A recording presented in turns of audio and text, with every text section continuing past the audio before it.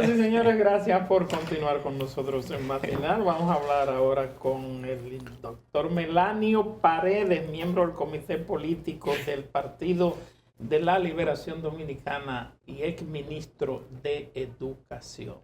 Don Melanio, bienvenido. Buenos días, Laura, Pecio, ¿Cómo está? Melino y los amigos de Matinal. Qué bueno que está por aquí en este momento que hay. Hoy los periódicos traen muchísimas informaciones sobre el inicio del año escolar y algunos tropiezos también que han habido a 3 días de clases. Bienvenido. Se ha dicho que en la educación en tiempo de pandemia tiene 3 graves problemas que resolver: la improvisación de los estados, la incertidumbre de las familias y la confusión de los docentes. Y naturalmente, en el caso de los gestores, hay que entender que ningún país estaba preparado para dar educación a distancia a todos los niños del mundo. Y lo que ocurría, y lo que en los hechos ocurrió, es que se cerraban escuelas y se abrían escuelas y se le daba seguimiento al comportamiento de la pandemia. El Papa Francisco decía que lo peor fue lo que ocurrió en Bolivia, que simplemente cerraron las escuelas y que eso podía llevar a una catástrofe generacional. Y hay que entender que lo más importante en los niños durante ese periodo de escolaridad es estar vinculado al quehacer educativo. No tienen otra actividad, sino la esencial a su desarrollo es la educación. Por eso, incluso en este mismo programa, con esta planta televisora, el año pasado yo decía que saludaba y dábamos el beneficio de la duda al ensayo que se hacía en ese momento, el 2 de noviembre, para iniciar un año con la modalidad a distancia. ¿Dónde está el reparo? Que usted no puede ir en absoluto en nada y usted tiene que escuchar a los demás. Lo peor que puede pasar ahora, por esto que digo, de las improvisaciones, es la unilateralidad en la toma de decisión. Y precisamente yo tengo acá, y si me lo permiten, un documento que emitió la semana pasada la UNESCO. Es una entrevista que abarcó una encuesta a 143 ministerios de los diferentes países. Países de desarrollo alto, medio y países pobres. Y se repiten una serie de señalamientos sobre experiencias que fueron identificadas en esa encuesta y recomendaciones. Esta es la página de UNESCO. ¿Cuáles son las conclusiones que llega ese documento? Exactamente. Entre otras cosas, el documento se refiere a lo siguiente: lecciones sobre la recuperación de la educación, hallazgo de una encuesta del Ministerio de Educación en medio de la pandemia del COVID-19.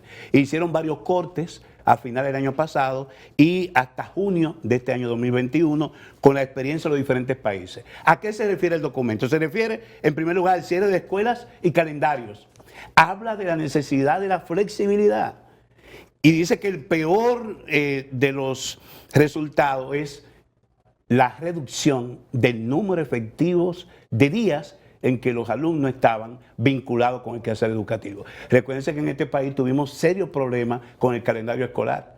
Recuérdense aquella misión mía de 1000 horas de docencia en calidad y cantidad. Entonces aquí tenemos todavía serios problemas en esto del calendario y los días efectivos de docencia. El segundo punto, evaluación de los aprendizajes.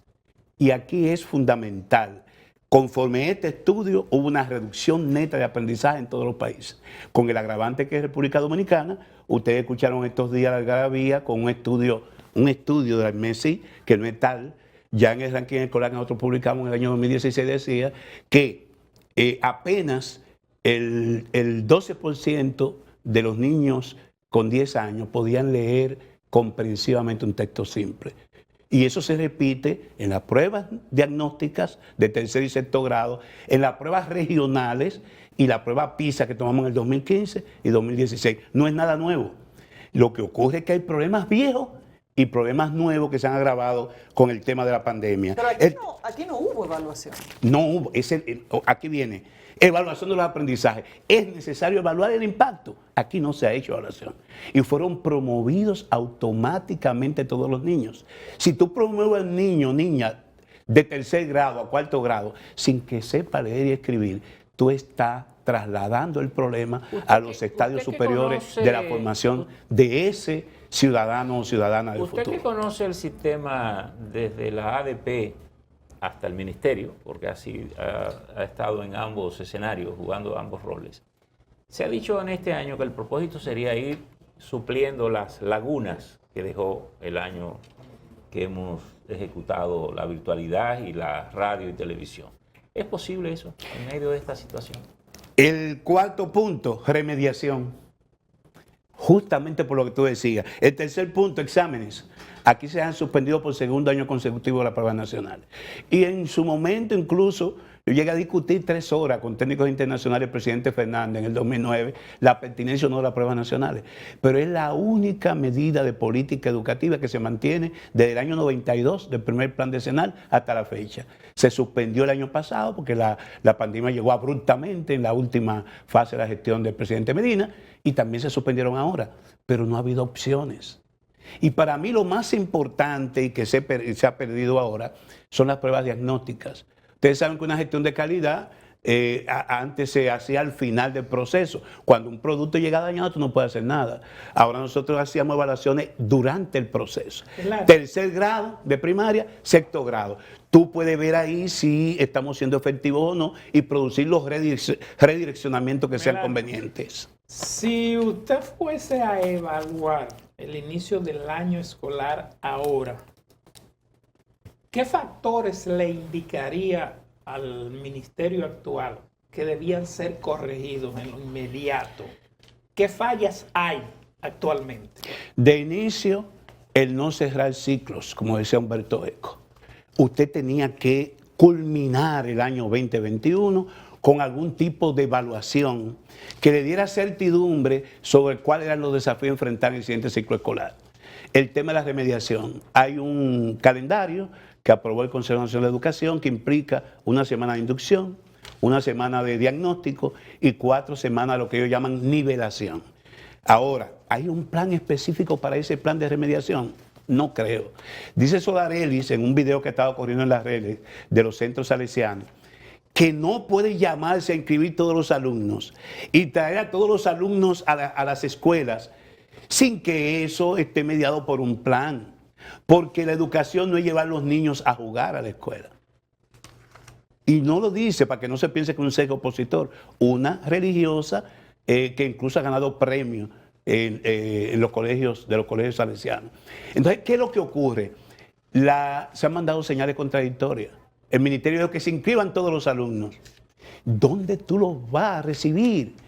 Cuando todo el mundo sabe que aquí hay un serio problema de infraestructura. De alguna manera, conjurado en gran medida en la gestión de Danilo Medina, porque para emplear el 4%, lo más prima facie era reparar escuelas.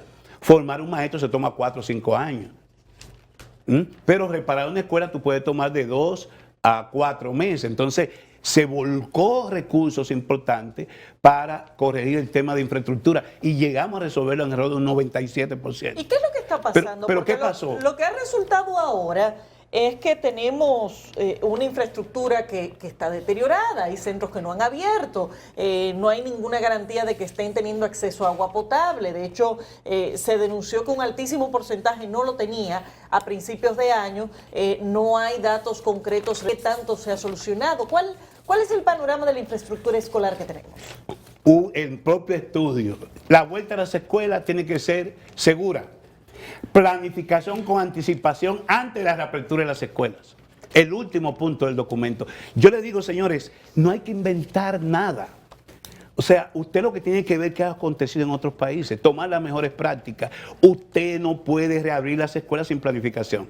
Aquí hace 2 semanas que los colegios, llamados colegios de élite, comenzaron la docencia, pero ya algunos de esos colegios, y yo tengo una experiencia, tú hablabas de tu nieta, yo también tengo una nieta, ya uno de esos colegios tuvo que mandar a la virtualidad. ¿Por qué? Porque hubo contagio en uno de los grados, 5 niños se contagiaron en un colegio vecino. Bueno, hay que tener esa observación. ¿Qué está pasando con las escuelas públicas?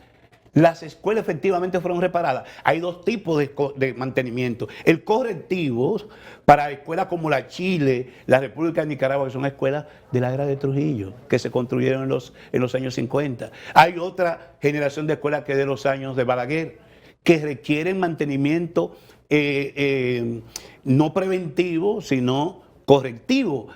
¿Por qué? Porque se dañan las instalaciones sanitarias.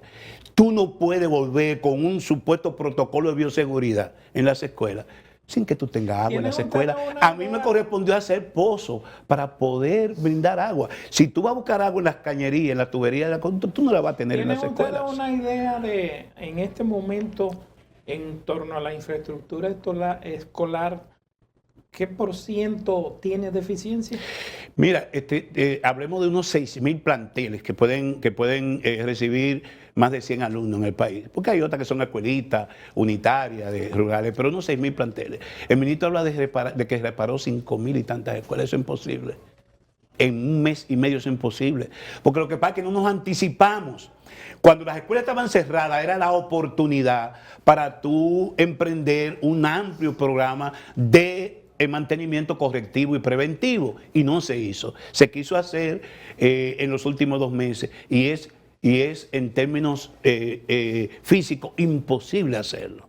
Se está hablando ahora de aprovechar las vacaciones de diciembre, pues ya tú tienes los niños en las escuelas. Hay una modalidad que no la indicó el magisterio.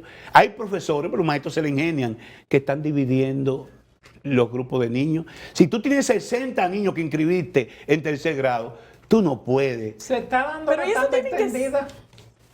Eso está por el suelo. No hay merienda ni desayuno escolar, que fue una de las conquistas. ¿Cómo que no hay merienda? No, pero tú...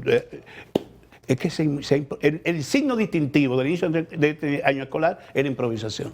O sea, no hay desayuno Hay escolar. muchas escuelas no hay desayuno, muchas escuelas no hay, y mucho menos la merienda o el almuerzo, que innegablemente fue un logro de la gestión de Medina, porque yo mismo cuestioné el tema del desempeño en términos pedagógicos, pero de que los niños fueron asistidos, de que teníamos merienda, almuerzo y desayuno escolar en las escuelas, las teníamos. ¿Se tiene un dato concreto de cuántos centros están recibiendo desayuno escolar y cuántos no lo hay. Pero la queja y lo que he recibido, tengo muchas informaciones con directores de escuela, es que sencillamente no se está supliendo de manera efectiva. Pero que al cambiar el modelo, digamos, presencial al de la radio y televisión, se estaba entregando a la familia a los alimentos crudos. Unas raciones, en la casa. Me imagino que al cambiar ahora, pues... Eso también debe estar como... Implicaba una planificación, implicaba que con tiempo a esos suplidores se le pagaran. Lo que hemos visto en la prensa es la queja de que tienen varios meses que no se le paga. Entonces, efectivamente, hoy no tenemos las condiciones para que pueda funcionar de manera aceptable el curso escolar. ¿Cómo en las usted escuelas. valora, usted que conoce también este escenario de los profesores, a veces uno tiene la impresión, digamos de lejos, porque uno no está metido en ninguno de los dos sitios, de que la actitud de los profesores ha sido con cierta indiferencia ante todo esto? Durante la pandemia e incluso ahora como que parecería más cómodo no volver a las clases, no volver a la escuela. Otro de los temas que aborda la UNESCO es el tema psicosocial. Hay serios problemas en nuestros alumnos que fueron confinados, en los maestros con la tensión que implicaba, que rápidamente se les dio algunos cursos para que pudieran de alguna manera enrolarse y recibir la interacción de los alumnos que accedieron a los programas por televisión o los pocos que pudieron acceder por la plataforma usando el internet. Y todo esto implicaba también una atención al docente, lo planteé en el estudio, una atención desde el punto de vista psicológico y de acompañamiento. Lo cierto es que los maestros se la ingeniaron. Yo conocí la resolución 02-2021 sobre las herramientas de evaluación, que como dice Laura no se hizo. Y hay 13 herramientas distintas de evaluación que van desde el compendio de la carpeta con los trabajaditos que algunos alumnos reportaron a los docentes, los diálogos por WhatsApp, eso no estaba en el modelo paradigmático de las autoridades. La conversación por WhatsApp, eso fue un ingenio de los profesores, ¿Por qué? Porque WhatsApp es la plataforma Pero, don más Melanio, común. el principal frente de resistencia que se volviera a las aulas lo hicieron Pero los fueron profesores.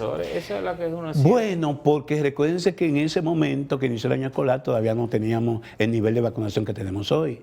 Y además ustedes saben que a pesar de todo el esfuerzo que se ha hecho y que tenemos alto nivel de vacunación, un logro del gobierno, hay una especie de ralentización con el tema de las vacunas. Pero todavía después que se priorizaron a los profesores como grupo para que fueran vacunados, todavía luego de eso la ADP continuó su posición a que se retornara a las Yo aulas. jamás podría defender posiciones tuve el sombrero de la ADP, pero también tuve el sombrero del ministerio, y yo llamaba a los compromisos.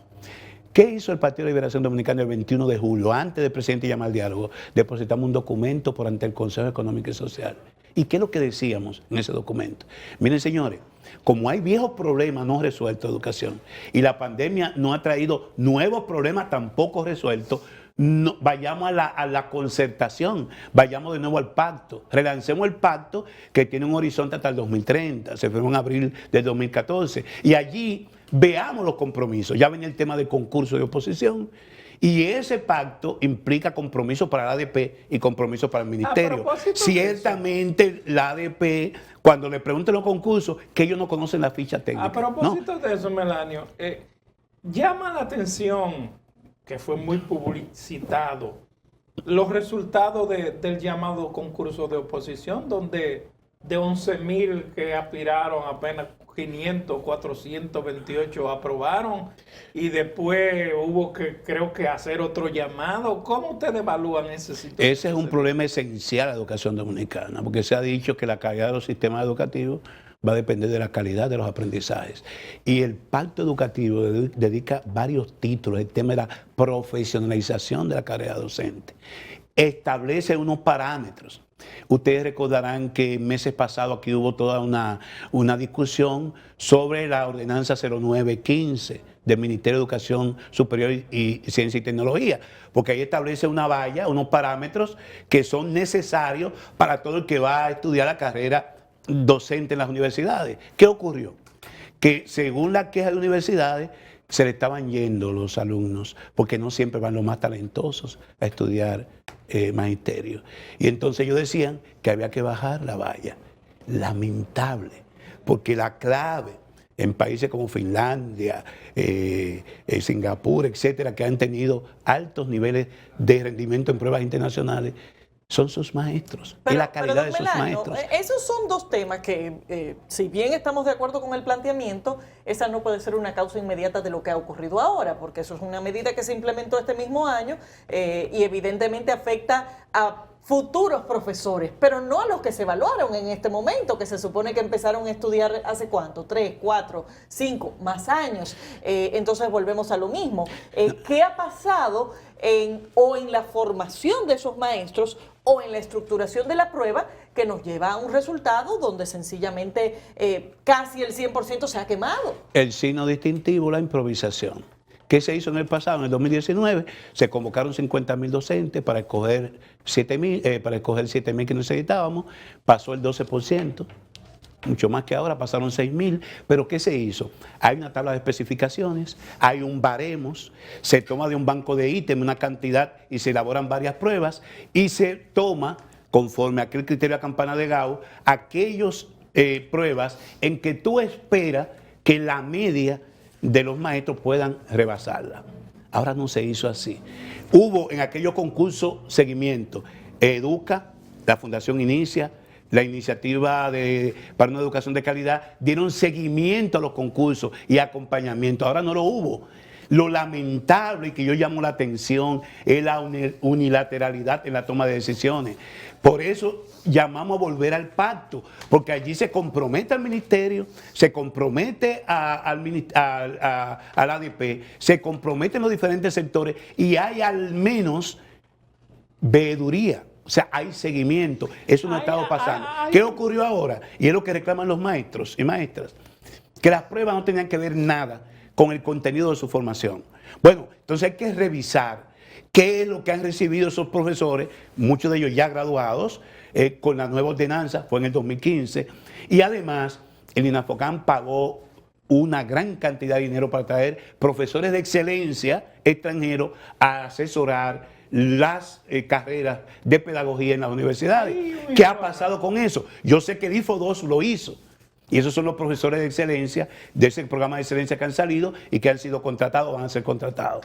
Ahora, hay otro problema. La media en el país de contratar entre 6.000 y 8.000 maestros por año. ¿Por qué? Porque son los que se jubilan. Y la media estudiantil se ha mantenido estable por los últimos 10 años. 2.8 millones de alumnos. Aquí no hay crecimiento porque la natalidad, como ustedes saben, también ha estado estancada. Ideal para planificar. Si salen 100.000 bachilleres, ingresan alrededor de 100.000 alumnos en preprimario. No hay sorpresa y usted puede planificar con tiempo los maestros que razonablemente necesita. Pero el ministerio llamó a concurso para seleccionar 19.000 maestros. ¿Por qué? ¿Para qué esa cantidad de docentes cuando la media en los últimos tiempos de entre 6 y 8.000? Hay muchas interrogantes que no tienen respuestas todavía. Pero la educación, el tema de la educación no está en el pacto, no está en el diálogo. ¿Qué es lo que tenemos que hacer con la educación? Porque no está en el diálogo, pero tenemos que hacer para que sí, eso camine. no está en el diálogo, pero requiere compromisos, comenzando por el sindicato. Pero ¿qué es lo que tenemos que hacer? Tenemos necesaria... Usted con su experiencia... Sí, y brevemente, porque ya se nos está correcto, yo digo... Aquí hay que poner la educación como pusieron las novias a San Antonio, o los hombres a San Antonio para que le busquen novia. ¿Qué dice merengue, verdad? Tenga San Antonio puesto de cabeza. Aquí hay que poner la educación de cabeza. Porque usted no puede esperar resultados distintos haciendo más de lo mismo. ¿A quién ponemos como San Antonio? ¿A quién ponemos? Como San Antonio. De cabeza. Aquí hay que trabajar con los actores. Aquí hay que convertir a los maestros en animadores a los aprendizajes. Hay que exigirle a los maestros, hay que darle condiciones a las escuelas. Hay que entender que un alumno hoy, simplemente utilizando un smartphone, puede tener mucho más informaciones que el maestro. Pero la sola información no es suficiente. Galeano decía, estamos atiborrados de informaciones, pero somos más ignorantes. Igual Wilma decía el siglo pasado en Estados Unidos, porque un problema también afín, unos países más graves y otros menos graves. Wilma decía, la educación en nuestro sistema educativo se reduce a pasar de las notas del profesor a las notas del alumno sin que medie el razonamiento. Es fundamental que nuestros niños y niñas aprendan lectura comprensiva. ¿Cuántos se queman? ¿Cuántos de esos profesores se quemaron porque no interpretaron el cuestionario, el ítem de que se le pedía? Las pruebas PISA en 2015 dicen que el gran % de reprobados en 153 escuelas es porque no entendían la pregunta que se le hacía. No hay dominio de lectura comprensiva. Y eso no puede ser promoviendo automática y responsablemente a los alumnos. Hay que hacer un énfasis importante en esa etapa de preprimario a 4º grado para que al menos nuestros alumnos puedan entender. Gracias, Melanio. Y discernir. Don Melanio, muchas gracias por haber estado con nosotros. Despedimos al doctor Melanio Paredes, miembro del Comité Político del PLD, exministro de Educación. Gracias por habernos acompañado. Señores, llegamos al final de la entrega. Gracias por la sintonía. Nos vemos mañana.